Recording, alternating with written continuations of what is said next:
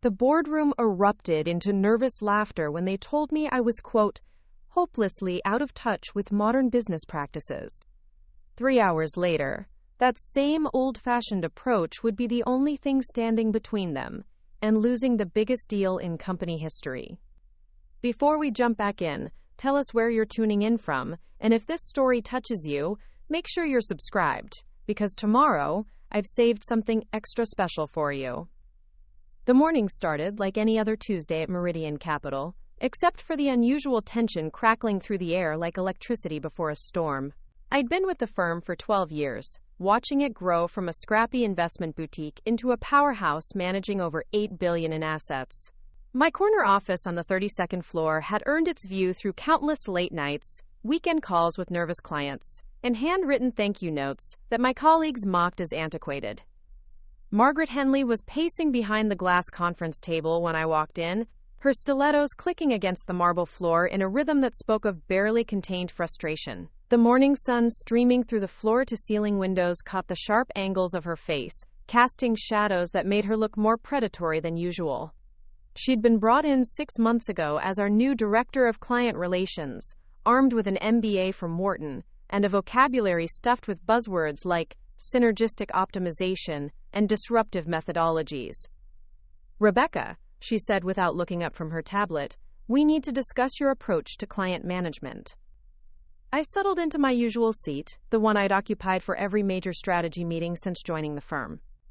Around the table sat the other senior partners, David Chen, who'd started the same week as me but somehow always managed to position himself as the voice of innovation, Sarah Williams, whose aggressive acquisition strategies had earned her a reputation as a shark in Armani, and James Morrison, the firm's compliance officer who treated every regulation like a personal commandment.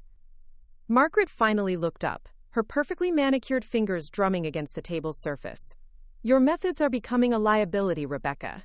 While the rest of us are embracing digital transformation and automated client outreach, you're still sending handwritten letters and making house calls like it's 1985. The accusation hung in the air like smoke. I'd heard variations of this criticism before, usually delivered with condescending smiles and suggestions that I modernize my approach. What they didn't understand, what they couldn't see beyond their algorithms and automated email campaigns, was that relationships weren't built through efficiency metrics and conversion rates. My clients appreciate the personal touch, I replied calmly, keeping my voice steady despite the knot forming in my stomach. The Henderson portfolio alone has grown by 38% under my management. That's exactly the problem, Margaret shot back, her voice gaining momentum.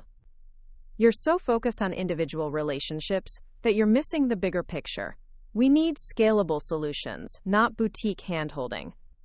David leaned forward, his expression a careful mixture of concern and opportunity. He'd been waiting for a moment like this, a chance to position himself as the forward-thinking alternative to my supposedly outdated methods. Margaret's right, Rebecca. The Pemberton Group has been asking pointed questions about our client management protocols. They want to see innovation, automation, predictive analytics. Your approach, while admirable, doesn't align with their expectations for a modern investment firm. The Pemberton Group. The name carried weight in our industry like a thunderclap. They were old money, the kind of institutional client that could make or break a firm our size. For the past 8 months, we'd been courting them for what everyone called the deal of the decade. A $200 million portfolio transfer that would cement Meridian's position among the top-tier investment houses. Sarah Williams spoke up, her voice carrying the kind of calculated precision that had made her legendary in hostile takeover negotiations. The preliminary meetings have gone well, but they've specifically requested a presentation of our client management infrastructure. They want to see how we handle high-net-worth relationships at scale. I felt the walls closing in, but I kept my expression neutral. These people had been my colleagues for years, and some of them had been my friends. Now they were circling like vultures, and I was the wounded animal they'd identified as expendable. My track record speaks for itself, I said, pulling out a folder I'd prepared weeks ago when I first sensed the shift in office dynamics. 97% client retention rate over the past 5 years. Average portfolio growth of 22% annually. 0 compliance violations. My clients don't just trust me with their money, they refer their friends and family. Margaret waved dismissively, as if my statistics were irrelevant trivia. Numbers that small are easy to maintain, Rebecca, but we're talking about institutional level management. The Pemberton Group manages pension funds, endowments, sovereign wealth funds. They need to see sophisticated systems, not grandmother's recipe book. The insult was subtle but unmistakable. In Margaret's world, anything that couldn't be automated, scaled, or optimized was inherently inferior. She'd never sat in a client's living room at midnight, talking them through a market crash. She'd never written a condolence card to a widow whose husband had entrusted his life savings to our firm. She'd never held the hand of a terrified retiree watching their nest egg fluctuate with international tensions. James Morrison cleared his throat, the sound cutting through the tension like a referee's whistle. The compliance department has been reviewing all client interaction protocols in preparation for the Pemberton audit. Rebecca, your files show an unusually high number of unlogged client contacts. Phone calls, emails, and meetings that weren't entered into the CRM system. My blood ran cold. In a regulated industry like ours, documentation wasn't just best practice, it was legal requirement. Every client interaction had to be logged, categorized, and stored for regulatory review. But my approach had always been more fluid, more human. When Mrs. Patterson called crying about her late husband's pension, I didn't immediately think to log the conversation under grief counseling or, quote, portfolio anxiety management. Preparing and narrating this story took us a lot of time, so if you are enjoying it, subscribe to our channel. It means a lot to us. Now, back to the story. Those were pastoral care calls, I explained, knowing how weak it sounded even as I said it. Clients going through difficult times, needing reassurance more than investment advice. Pastoral care? Margaret's eyebrows arched with theatrical disbelief. Rebecca, we're investment advisors, not therapists. Every client interaction represents potential liability exposure. What if one of these undocumented conversations led to an investment decision that went wrong? What if a client claimed you gave unauthorized advice? Quote. The room fell silent except for the distant hum of air conditioning and the muffled sounds of morning traffic 32 floors below. I could see the trap closing, the careful construction of a narrative that painted my personal approach as reckless, outdated, and legally dangerous. David shuffled through some papers, producing what looked like a formal report. The executive committee met yesterday evening to discuss restructuring our client relations department. Given the importance of the Pemberton presentation and our need to demonstrate cutting-edge methodologies, we've decided to implement a new automated client management system. He slid the document across the table toward me. The letterhead read, Meridian Capital Partners, in embossed gold letters, and the subject line made my stomach drop. Termination of employment, Rebecca Mitchell. This is effective immediately, Margaret continued, her voice taking on the practiced neutrality of someone who'd rehearsed this moment. We've prepared a generous severance package, and will be happy to provide positive references for your future endeavors. Your clients will be transitioned to our new automated system over the next 30 days. I stared at the document without touching it, the words blurring slightly as the reality of the situation settled over me like a heavy blanket. 12 years of my life, hundreds of relationships built through trust and personal attention, reduced to efficiency problem that required elimination. You're making a mistake, I said quietly, my voice steadier than I felt.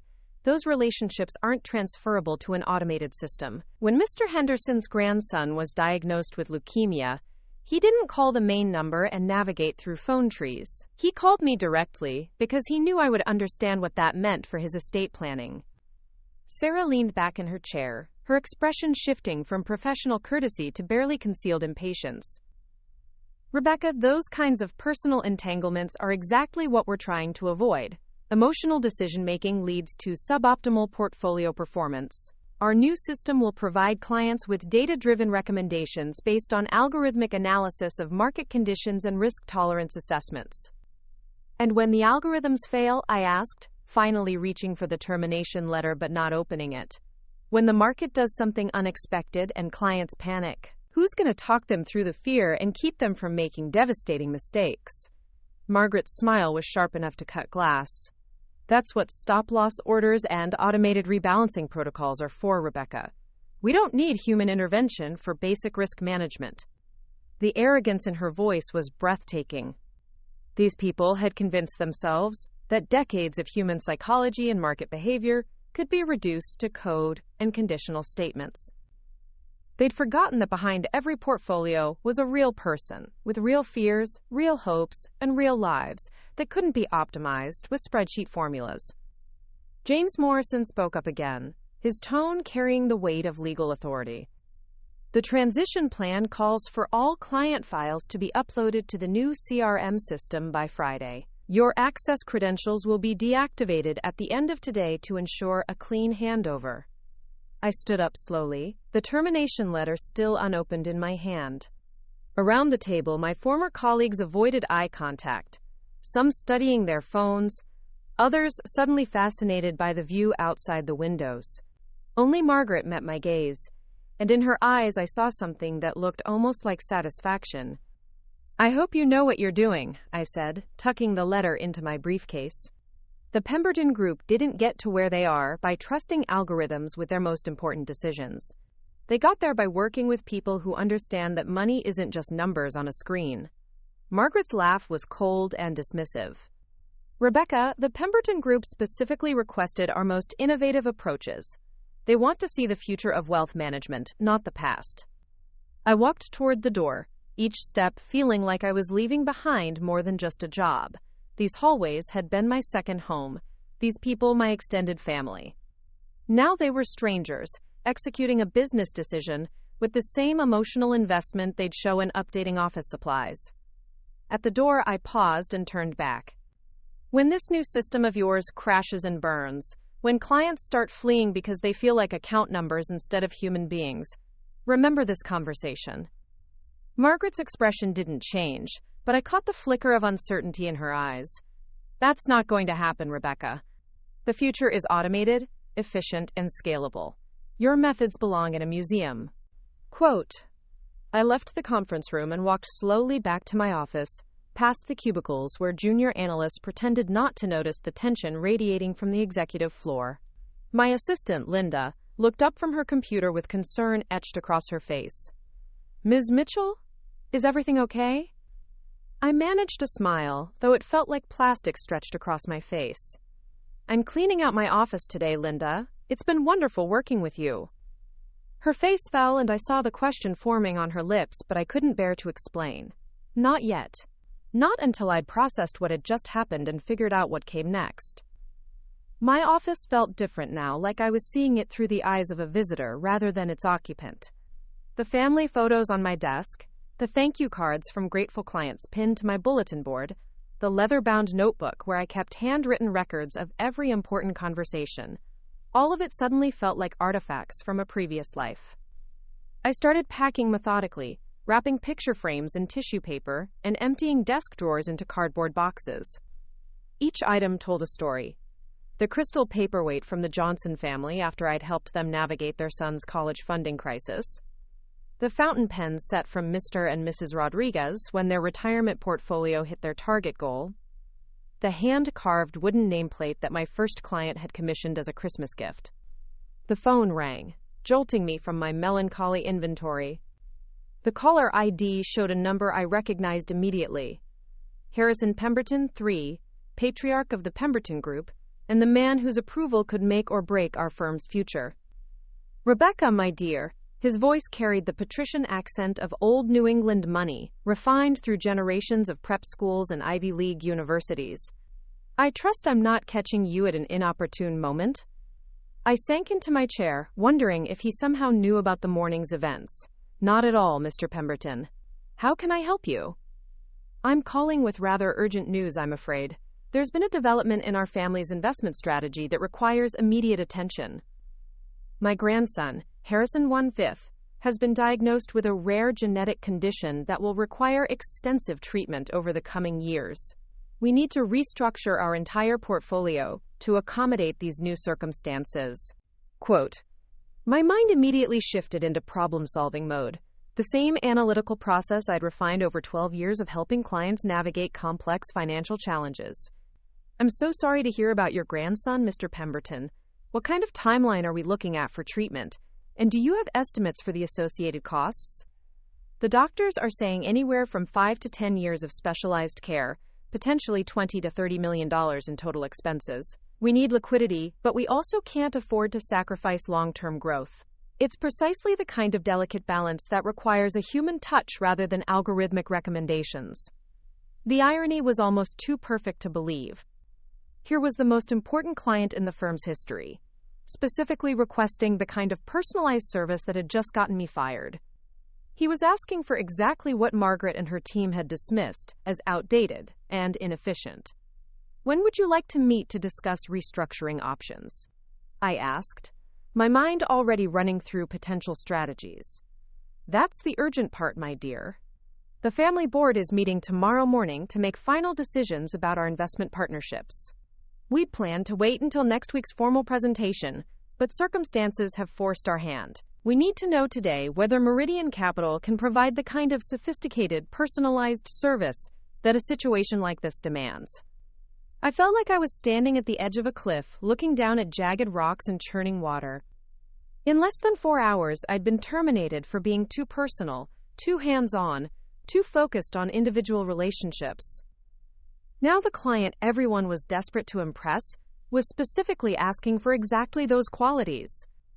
Mr. Pemberton, I need to be completely transparent with you about something that's developed here at Meridian today. Rebecca, let me stop you there. His voice carried a note of gentle authority. I've been in this business for 47 years. I've seen firms rise and fall based on their ability to adapt to human needs rather than technological trends.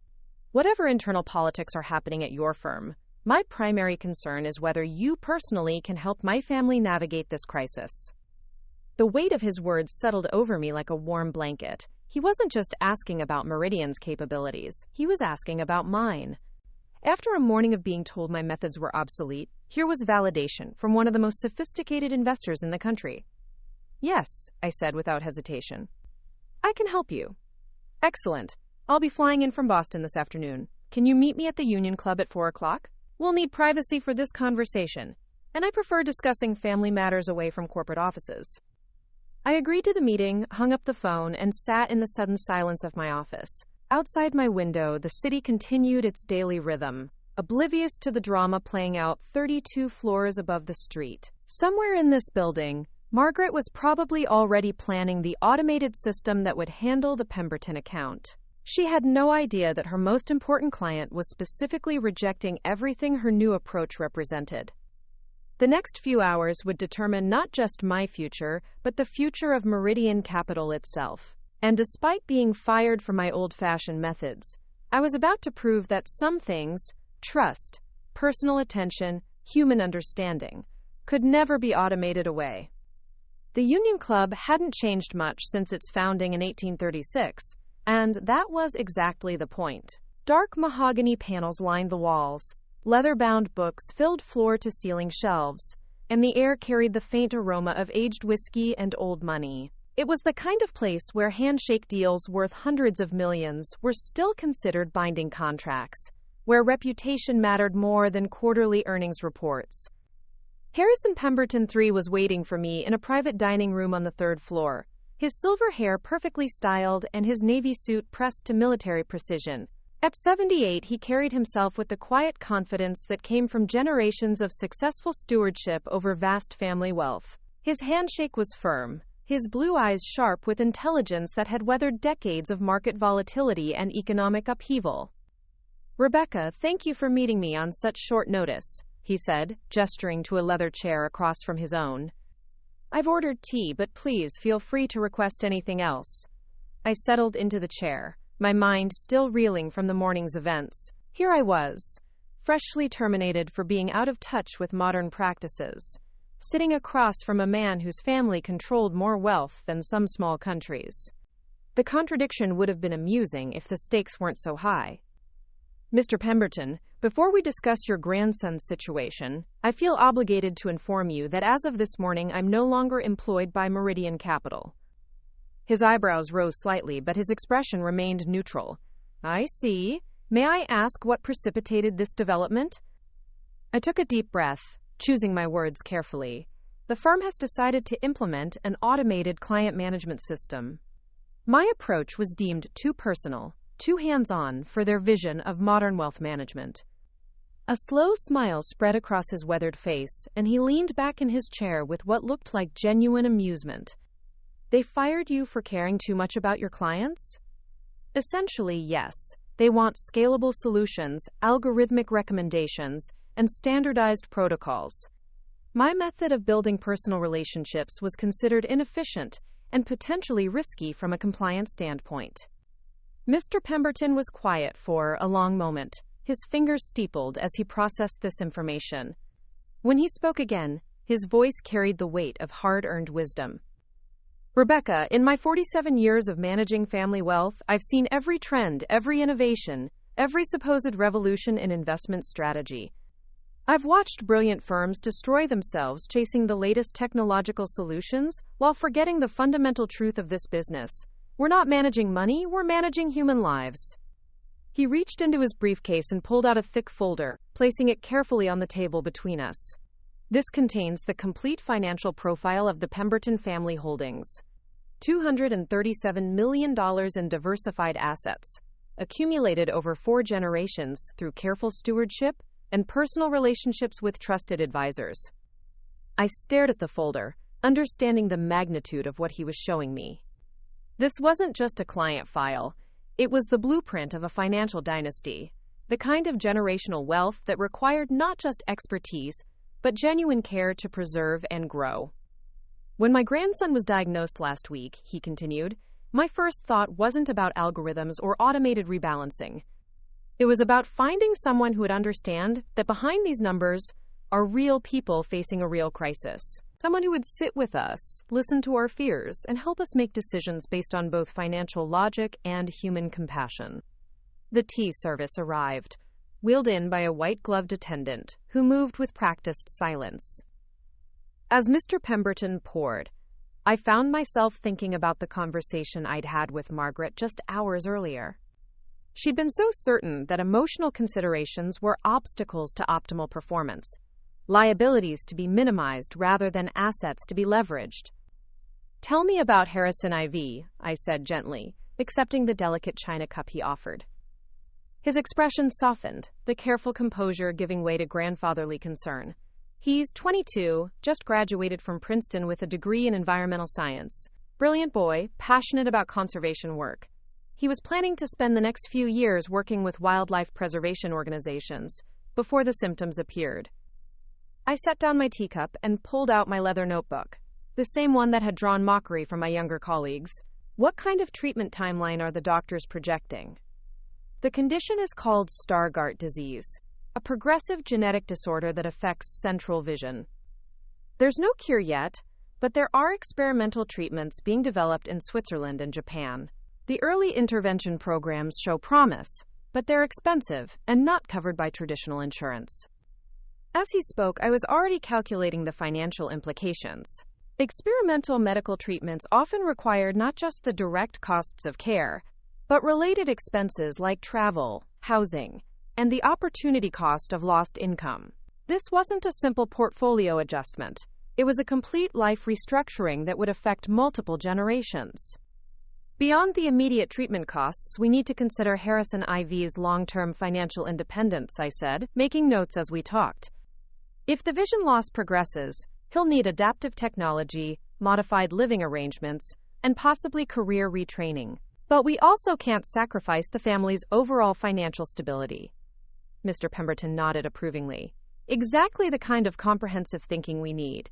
Not just solving today's problem, but anticipating tomorrow's challenges. I spent the next hour asking detailed questions about the family's goals, risk tolerance, and emotional priorities. It was the kind of deep, personal conversation that Margaret's automated system would never be able to conduct. We discussed Harrison I's personality, his parents' financial situation, the family's philanthropic commitments, and even the psychological impact of wealth on medical decision-making.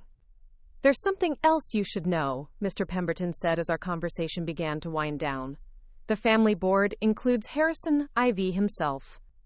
Despite his diagnosis, he insists on being part of any decisions that affect his trust fund. He's flying in from Boston tonight specifically to meet with potential investment advisors. This added another layer of complexity that no algorithm could account for. Managing family wealth wasn't just about optimizing returns. It was about preserving dignity, respecting autonomy, and maintaining relationships across generations with different values and priorities. I'd be honored to meet with him, I said, closing my notebook. When would be convenient? Tomorrow morning, 8 o'clock, at our family office on Fifth Avenue. But Rebecca, I need to ask, are you prepared to take on this responsibility as an independent advisor? Because after what you've told me about Meridian's new direction, I'm not confident they can provide the kind of service we require. The question hung in the air like a challenge, and an opportunity rolled into one. Hours ago, I'd been a terminated employee with an uncertain future. Now I was being offered the chance to manage one of the most prestigious family portfolios in the country. I've been thinking about going independent for some time, I said carefully. This morning's events have certainly accelerated that timeline. Mr. Pemberton smiled and reached into his jacket pocket, producing an elegant business card with his personal contact information. Then I suggest you spend tonight preparing a comprehensive proposal for restructuring our portfolio to accommodate Harrison IV's medical needs while maintaining our long-term growth objectives. If you can demonstrate the kind of personalized, thoughtful approach this situation demands, the Pemberton Group will be your first client. I accepted the card with hands that were steadier than I felt. What about Meridian's presentation next week? Oh, we'll still attend their presentation, he said with a mischievous glint in his eyes. Professional courtesy demands it. But between you and me, automated systems have never successfully managed family crises. Computers can calculate risk-adjusted returns, but they can't hold a young man's hand while he faces the possibility of losing his sight. As I walked back through the club's ornate lobby, past oil paintings of long-dead industrialists and mahogany tables where modern titans still conducted business over cigars and brandy, I felt something I hadn't experienced in months. Excitement about the future rather than anxiety about the past. The irony wasn't lost on me. Meridian had fired me for being old-fashioned, for relying on personal relationships and handwritten notes in an age of digital efficiency. But here, in a club that had resisted modernization for nearly 2 centuries, those same qualities were exactly what the most sophisticated client in our industry was seeking. That evening, I worked at my kitchen table until well past midnight, surrounded by financial documents, medical research, and legal papers. I researched experimental treatments for Stargardt disease, analyzed the performance of various asset classes during medical crises, and developed multiple portfolio scenarios that could accommodate different treatment outcomes. But more importantly, I thought about Harrison IV as a person, not just a beneficiary. What would it mean for a young environmentalist to face vision loss? How could we structure his finances to support not just his medical needs but his sense of purpose and independence? These were questions that required human insight, emotional intelligence, and the kind of deep personal understanding that took years to develop. By the time I finally closed my laptop, I had created something that no automated system could replicate: a comprehensive financial plan that treated the Pemberton family not as a collection of assets to be optimized, but as real people facing an extraordinary challenge together. The next morning, I arrived at the Pemberton family office 15 minutes early, dressed in my most conservative navy suit and carrying a leather portfolio containing my handwritten proposal. The building was a converted 19th-century mansion that spoke of old money and older values, with marble floors, crystal chandeliers, and walls lined with portraits of previous generations. Harrison I was waiting in the conference room with his grandfather, and the family resemblance was unmistakable. He had the same intelligent blue eyes, the same firm handshake, and the same quiet confidence that seemed to run in their bloodline. But there was something else in his expression, a vulnerability that came from facing an uncertain future, mixed with determination to maintain control over his own destiny. "Miss Mitchell," he said, his voice steady despite the circumstances, "Grandfather tells me you have some ideas about how to handle our situation." I opened my portfolio and spread the documents across the polished conference table. I've developed several scenarios based on different treatment outcomes and timeline assumptions. But before we discuss the financial details, I want to understand your personal priorities. For the next 2 hours, we talked about everything except money. I learned about his passion for marine conservation, his plans to work with endangered coral reef systems, his fears about losing his independence, and his determination not to become a burden on his family. We discussed adaptive technologies that could help him continue his environmental work, educational programs that could prepare him for a modified career path, and the psychological support systems he would need throughout the treatment process.